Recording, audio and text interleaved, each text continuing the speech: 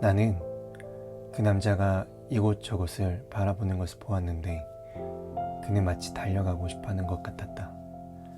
그러나 그는 여전히 서 있었다. 내 생각에 그는 어느 길로 가야 할지 모르는 것 같았다. 그때 나는 전도자라는 사람이 그에게 다가와 무엇 때문에 오느냐고 묻는 것을 보았다. 그 남자는 선생님, 제가 가지고 있는 책에 의하면 저는 죽음의 정죄를 받게 되어 있으며 그 후 심판에 이르게 되어 있습니다. 그런데 저는 기꺼이 죽을 수가 없으며 심판을 받기도 싫습니다. 라고 대답했다. 그러자 전도자는 이 스승의 삶은 수많은 죄악을 동반하는데 왜 꺼리십니까? 라고 말했다. 그 남자는 왜냐하면 저의 등에 있는 이 무거운 짐이 무덤보다 낮은 곳으로 나를 침몰시켜서 도배 속으로 떨어지는 것이 두렵기 때문입니다. 선생님, 저는 감옥에 가는 것도 견딜 수 없는데 심판에 이르는 것과 심판을 받는 것은 분명히 더 견딜 수 없을 것입니다. 이런 생각들이 저를 눈물 나게 합니다. 라고 대답했다. 그러자 전도자는 당신의 상황이 그렇다면 왜 당신은 이곳에 그대로 서 있습니까? 라고 말했다. 그 남자는 어디로 가야 할지 모르기 때문이라고 대답했다. 그때 전도자는 그 남자에게 양피지 두루마리 하나를 주었는데 거기에는 다가올 진노를 피하라고 적혀 있었다. 그 남자는 두루마리를 읽은 후 전도자를 주의 깊게 바라보았다. 그리고 내가 어디로 피해야 합니까? 라고 물었다. 그때 전도자는 손가락으로 넓은 들 너머를 가리키면서 저 너머 좁은 문이 보입니까? 라고 물었다. 그 남자는 아니요 라고 대답했다.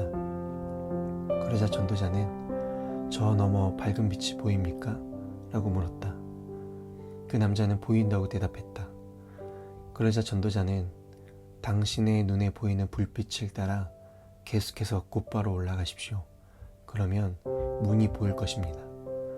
그곳에서 문을 두드리면 당신이 무엇을 어떻게 해야 할지 말해줄 것입니다. 라고 말했다.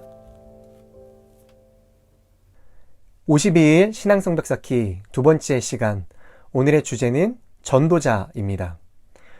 무거운 죄의 짐을 지고 더욱 깊어지는 죄의 질책으로 내가 어떻게 해야 구원을 받는다는 말인가 라고 울부짖고 있는 한 남자에게 전도자라고 불리는 한 사람이 나타났습니다.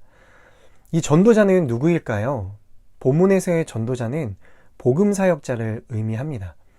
아마도 존 버년이 전도자라는 인물을 등장시키는 이 부분에서 자신을 구원의 길로 인도해 주었던 베드포드의 침례교 목사인 기포드를 생각하고 있었던 것 같습니다. 전도자는 그가 왜 울고 있는지를 물어보았습니다. 그 남자는 죄의 삭은 사망이요 죄를 지은 영혼은 반드시 죽는다는 것을 성경을 통해 깨달았다고 말했습니다.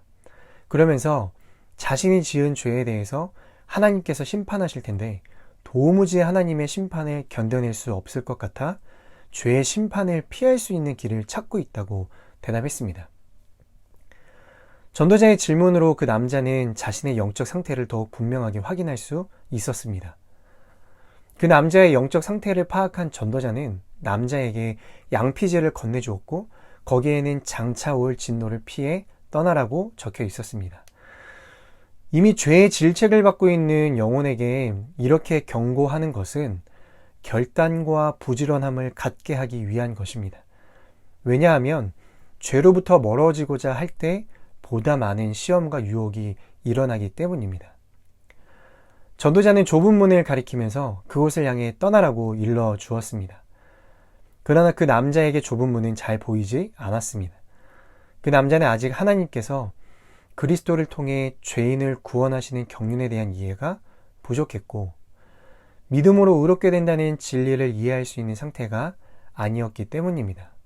그래서 좁은 문이 잘 보이지 않았습니다. 또 다시 전도자는 빛의 광채가 나는 곳을 가리키면서 그 남자에게 보이냐고 물었습니다.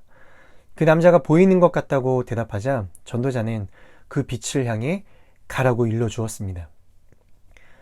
전도자는 그 남자에게 하나님의 약속의 말씀을 보는 훈련을 시키고 있었던 것입니다.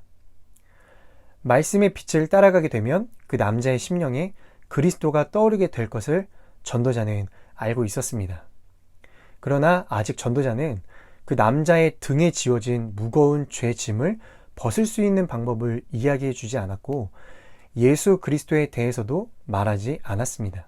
단지 말씀의 빛을 따라가라고만 지시했습니다.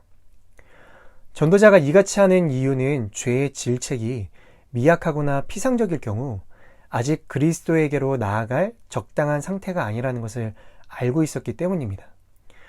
전도자가 다만 빛을 향해 가라고 일러준 이유는 하나님의 말씀을 읽고 가르침을 받음으로써 그리스도를 아는 지식에 이르게 되고 이를 통해 그리스도에 대한 믿음이 발생되기 때문입니다. 이런 전도자의 모습은 오늘날의 전도 방법들 중에서 전도를 받는 피전도자의 영혼에 성령의 일하심이 없는데도 서둘러 고백을 받고 기도를 따라가게 한 후 이제 당신은 하나님의 자녀가 되었습니다 라고 선포하는 것과는 너무나 다른 모습입니다. 진정한 성경적인 전도자는 피전도자의 영적 상태를 파악해 그것에 맞게 처방할 수 있어야 합니다. 예수님께서도 그렇게 하셨습니다. 우물가에 있는 사마리아 여인에게 행한 전도와 부자 청년에게 하신 전도의 메시지는 다릅니다. 그 영혼의 상태가 같지 않았기 때문입니다. 철로 역정에서 등장하는 전도자는 분명 오늘날 목회자를 암시하고 있습니다. 목회자는 영혼의 의사로서 영적으로 깨어나는 영혼에게 그 영적 상태에 맞게 처방을 합니다. 그렇기 때문에 목회자는 성령님께서 영혼 위에 일하시는 방법에 대해 잘 알고 있어야 합니다. 순례의 길을 찾고 걸어 나가는 우리에게도 이러한 복음 전도자가 필요합니다. 스스로 영적인 깨달음에 이르기에는 우리 모두 영적인 무지와 연약함 속에 있기 때문입니다. 한번 떠올려 보세요. 지금 나에게 그런 영적 방향을 제시해주고 격려해주는 그런 전도자가 옆에 있으신가요? 목회자만을 말하는 것이 아니라 내 영혼이 갈팡거리고 있을 때 나에게 영적인 위로와 바른 길을 안내해 줄 수 있는 귀한 동역자들 분명 있으시죠? 이처럼 우리도 영적으로 흔들리고 있는 누군가에게 복음 전도자가 되어야 할 것입니다. 함께 기도하겠습니다. 사랑의 하나님, 이 남자를 통해 내 지식과 경험으로는 결코 이 순례의 길을 완주할 수 없고 시작할 수도 없음을 깨닫습니다.